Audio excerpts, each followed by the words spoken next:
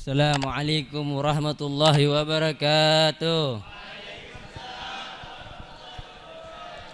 Alhamdulillah, alhamdulillahi rabbil alamin. Allahumma salli wa sallim wa barik wa karim wa azim wa majid ala sayyidina wa maulana Muhammadin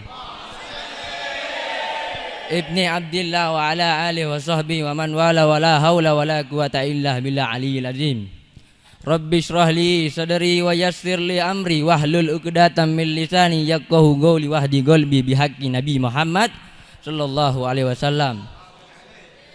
Yang kita hormati, yang kita muliakan bersama yaitu Habib Ja'far Shadiq bin Segaf bin Al-Imam Qutbul Ghaus Al-Habib Abu Bakar bin Muhammad As-Segaf. Walaupun beliau tidak sempat hadir di saat ini, namun mudah-mudahan Allah Subhanahu wa taala menyehatkan beliau dimanapun beliau berada. Amin ya rabbal alamin. Mudah-mudahan Allah Subhanahu wa taala memudahkan seluruh urusan beliau dunia maupun akhirat, saudara. Segala puji bagi Allah Subhanahu wa taala yang menempatkan kita pada tempat hari ini, yang mana tempat ini adalah salah satu taman-taman surga ya Allah Subhanahu wa taala. Yang mana tempat ini pernah disabdakan oleh Nabi Muhammad sallallahu alaihi wasallam. Nabi Muhammad sallallahu alaihi wasallam pernah bersabda, "Idza marartum bi riyadil jannah farta'u." Jika kalian melewati suatu taman daripada taman-taman surga, farta'u, singgahlah kalian, kata Nabi Muhammad sallallahu alaihi wasallam. Kila, maka dikatakan, "Wa ma riyadul jannah ya Rasulullah?" Apa itu taman-taman surga ya Rasulullah? Lalu Rasulullah mengatakan majalisul ilm, yaitu adalah majlis-majlis ilmu yang kita lakukan saat ini. Ini adalah salah satu majlis-majlis ilmu, saudara-saudara. Dan kita patut bersyukur kepada Allah Subhanahu wa taala atas pemberian nikmatnya Allah Subhanahu wa taala, yaitu nikmat sehat, nikmat iman, yang mana apabila nikmat sehat dan iman ini hilang dari dalam diri kita, niscaya kita termasuk daripada orang-orang yang paling hina, saudara-saudara. Bayangkan apabila Allah Subhanahu wa taala menghilangkan nikmat sehat dalam diri kita, niscaya kita sudah terbaring di rumah maupun kita terbaring di rumah sakit, saudara-saudara. Niscaya kita tidak akan berada di tempat ini. Dan bayangkan juga apabila Allah Subhanahu wa taala menghilangkan daripada nikmat iman dalam diri kita, niscaya kita sudah bermaksiat kepada Allah Subhanahu wa taala. Kullu muyassar lima khuliqala. Setiap seseorang dipermudah tergantung bagaimana dia diciptakan, saudara-saudara. Kita dipermudah maksiat kepada Allah Subhanahu wa taala, berarti Allah Subhanahu wa taala menakdirkan kita untuk dimasukkan ke dalam api nerakanya Allah Subhanahu wa taala. Begitu sebaliknya apabila Allah Subhanahu wa taala memudahkan kita beribadah kepada Allah Subhanahu wa taala, mengingat kepadanya, niscaya kita ditakdirkan untuk memasuki surganya Allah Subhanahu wa taala. Dan tidak pula kita kirimkan salawat serta salam kepada junjungan kita, yaitu baginda Nabi Muhammad sallallahu alaihi wasallam. Suatu ketika Nabi Muhammad sallallahu alaihi wasallam beliau termenung, saudara. Lalu para sahabat bertanya, "Ya Rasulullah, apa gerangan yang membuatmu termenung ya Rasulullah?" Lalu para sahabat lalu Rasulullah sallallahu alaihi wasallam mengatakan, "Wahai para sahabatku, sesungguhnya aku ini sangat rindu dengan kekasihku. Aku sangat sayang kepada kekasihku." Lalu para sahabat mengatakan, "Ya Rasulullah, bukankah kami kekasihmu ya Rasulullah?"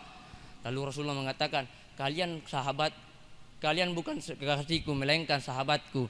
Sahabat kekasihku adalah yang datang setelahku, yang beriman kepadaku namun tak melihatku. Itu adalah kekasihku, saudara. Itulah adalah orang-orang yang paling aku rindukan. Itulah orang-orang yang paling aku rindukan, kata Rasulullah sallallahu alaihi wasallam. Lihat begitu rindunya Rasulullah sallallahu alaihi wasallam kepada kita, saudara-saudara. Sampai-sampai makanya sebagian ulama mengatakan, sebesar apapun cinta kalian kepada Rasulullah sallallahu alaihi wasallam, sebesar apapun kalian mengenal Rasulullah sallallahu alaihi wasallam, Rasulullah sallallahu alaihi wasallam lebih cinta kepada kita, Rasulullah sallallahu alaihi wasallam lebih mengenal kita, saudara. Bahkan cintanya Rasulullah sallallahu alaihi wasallam itu melebihi cintanya seorang ibu kepada anaknya. Lihat cintanya Rasulullah sallallahu alaihi wasallam. Seandainya kita cinta kepada seseorang dan seseorang yang kita cintai aibnya kita ketahui, pasti cinta kita pasti berkurang, saudara-saudara. Memang kita masih cinta, tapi biasanya orang menjauh, saudara. Tapi beda dengan Nabi Muhammad sallallahu alaihi wasallam, di mana hari itu aib kita dibuka oleh Allah Subhanahu wa taala. dosa-dosa kita diumbar oleh Allah Subhanahu, seluruh keburukan kita dibuka oleh Allah Subhanahu wa taala, Nabi Muhammad masih tetap cinta kepada kita, saudara. Itu Nabi Muhammad sallallahu alaihi wasallam. Sallallahu alaihi.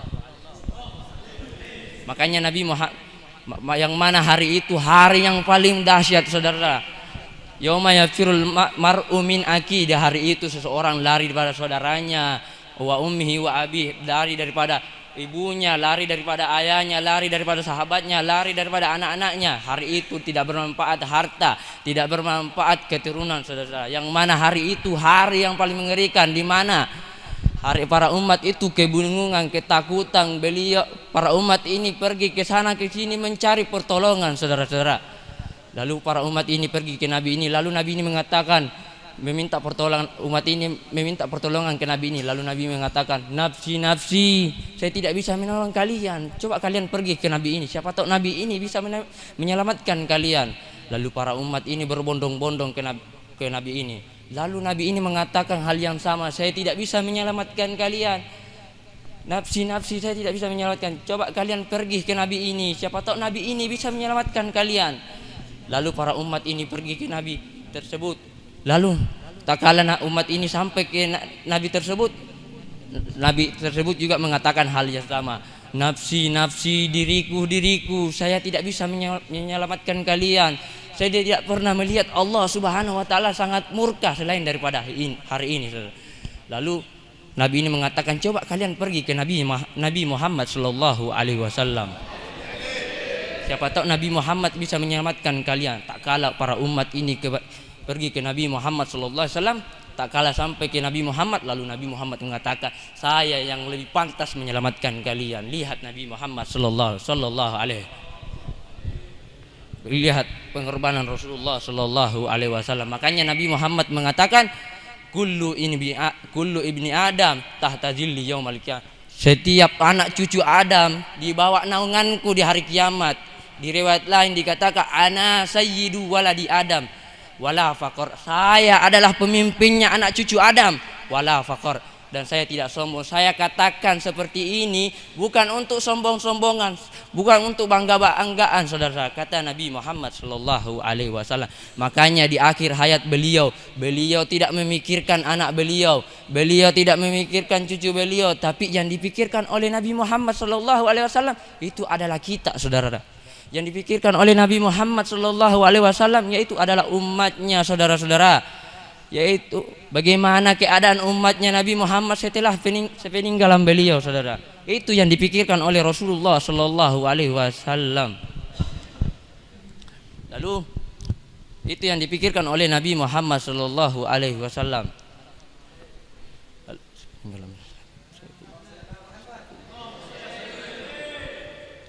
Rasulullah sallallahu alaihi wasallam tidak rela jika ada salah satu umat yang masuk neraka, saudara-saudara.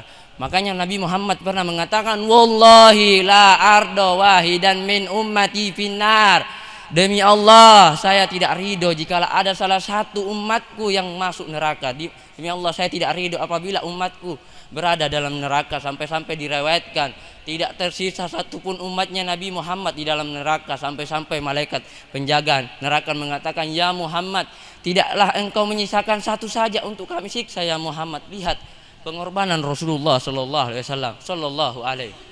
Makanya diriwayatkan saat ketika Nabi Muhammad detik-detik nyawa beliau akan dicabut oleh malaikat Israel, Nabi Muhammad sallallahu alaihi wasallam ini merasa kesakitan, saudara-saudara. Lalu Nabi Muhammad mengatakan kepada malaikat Israel, ya Israel, tidak ada cabutan yang paling lembut ya Israel. Lalu Israel mengatakan, ya Rasulullah, bagaimana mungkin aku ingin mencabutmu dengan cabutan yang sangat ya Rasulullah, sedangkan engkau ini adalah kekasihnya Allah Subhanahu wa taala, engkau ini adalah orang yang dijamin masuk surga, kekasih Allah yang tidak mempunyai dosa. Bagaimana aku ingin mencabutmu dengan cabutan yang sangat? Ini adalah cabutan yang paling lembut ya Rasulullah, yang mana cabutan ini tidak pernah aku berikan kecuali engkau ya Rasulullah ya Rasulullah. Lalu Nabi Muhammad mengatakan, ya Israel, apakah ini yang akan dirasakan umatku ya Israel? Lalu Israel mengatakan, iya ya Rasulullah. Lalu Rasul mengatakan, kalau ini akan dirasakan umatku ya Israel, berikan setengah rasa sakit sakaratul maut umatku ya Israel kepadaku ya Israel. Lihat Nabi Muhammad sallallahu alaihi wasallam, manusia yang paling mulia, kekasih Allah Subhanahu wa taala, yang dijamin surga, yang dosanya dia tidak mempunyai dosa, masih merasakan yang namanya sakaratul maut, saudara. Bagaimana dengan kita, saudara-saudara, yang tiap hari bermaksiat, setiap detik bermaksiat? Bagaimana rasa sakaratul maut kita, saudara-saudara? Makanya setiap orang yang wafat itu mereka hanya merasakan setengah daripada sakaratul maut, saudara. Setengahnya itu sudah ditanggung oleh Rasulullah Shallallahu Alaihi Wasallam. Yang mana rasa sakaratul maut itu bagaikan ditusuk 700 pedang, bagaikan dikuliti secara hidup-hidup. Itu adalah salah satu rasa sakit sakaratul maut, saudara. Lihat segitu jauhnya Rasulullah Shallallahu Alaihi Wasallam mengingat kita, saudara. Sebegitu jauhnya Rasulullah SAW berkorban untuk kita, saudara. Pertanyaan, apakah kita pernah berkorban untuk Rasulullah Sallallahu Alaihi Wasallam? Pertanyaan, apakah kita pernah memikirkan Rasulullah Sallallahu Alaihi Wasallam? Tidak, saudara-saudara. Apakah kita tidak malu kepada Rasulullah Sallallahu Alaihi Wasallam terhadap amal-amal kita, saudara? Yang mana amal-amal buruk kita lebih menonjol daripada amal-amal perbuatan baik kita. Yang mana amal-amal kita ini disetor kepada Rasulullah Sallallahu Alaihi Wasallam, kepada Rasulullah Sallallahu Alaihi Wasallam di hari Kamis, saudara. Yang mana apabila Rasulullah Sallallahu Alaihi Wasallam mendapatkan pahala umatnya yang baik, Rasulullah Sallallahu Alaihi Wasallam memuji Allah. Dan sebaliknya apabila Rasulullah Sallallahu Alaihi Wasallam mendapati pahala umatnya yang buruk, Rasulullah Sallallahu Alaihi Wasallam meminta ampunkan kita kepada Allah Subhanahu Wa Taala. Lihat pengorbanan Rasulullah Sallallahu Alaihi Wasallam, begitu besar pengorbanan Rasulullah Sallallahu. Rasulullah begitu karena dia sangat cinta kepada kita, saudara-saudara. Sallallahu Alaihi Wasallam. Makanya Nabi Muhammad mengatakan, hayati khairul lakum, hidupku baik buat kalian, wa mamati khairul lakum, matiku juga baik untuk kalian. Sebelum Al-Fakir menutup daripada cerita Al-Fakir ingin menyampaikan suatu cerita, yang mana cerita ini adalah cerita yang nyata, cerita yang datang daripada negara-negara Eropa. Suatu ketika ada seorang hakim yang berkhutbah, yang berpidato di atas mimbar, saudara. Sang hakim tersebut ini menghina Rasulullah Sallallahu Alaihi Wasallam, mencaci Rasulullah Sallallahu Alaihi Wasallam, memfitnah Rasulullah Sallallahu Alaihi Wasallam. Ada seorang polisi yang berada di bawah, dia tidak terima apabila Rasulullah Sallallahu Alaihi Wasallam dicaci, dicela. Lalu polisi tersebut mengeluarkan pistol, lalu mengarahkan ke hakim tersebut, lalu menembaknya berturut-turut sampai hakim tersebut mati, mampus jahanam. Tak kalah hakim ini wafat, mati, saudara-saudara. Polisi tersebut dijatuhi hukuman mati, saudara. Sehari sebelum polisi tersebut akan dihukum mati, polisi tersebut berjumpa dengan Nabi Muhammad Sallallahu Alaihi Wasallam, bermimpi bertemu Nabi Muhammad Sallallahu Alaihi Wasallam. Lihat, karena hanya membela Rasulullah Sallallahu Alaihi Wasallam, dia mendapat karunia dari Allah Subhanahu Wa Taala, yaitu berjumpa dengan Nabi Muhammad Sallallahu Alaihi Wasallam. Bagaimana dengan kita, saudara? Tiap hari kita melakukan sunnah Nabi Muhammad. Ilmunya Nabi Muhammad Sallallahu Alaihi Wasallam kita pelajari, saudara. Masa kita tidak bisa bermimpi dengan Nabi Muhammad Sallallahu Alaihi Wasallam? Mudah-mudahan kita bisa bermimpi dengan Nabi Muhammad Sallallahu Alaihi Wasallam.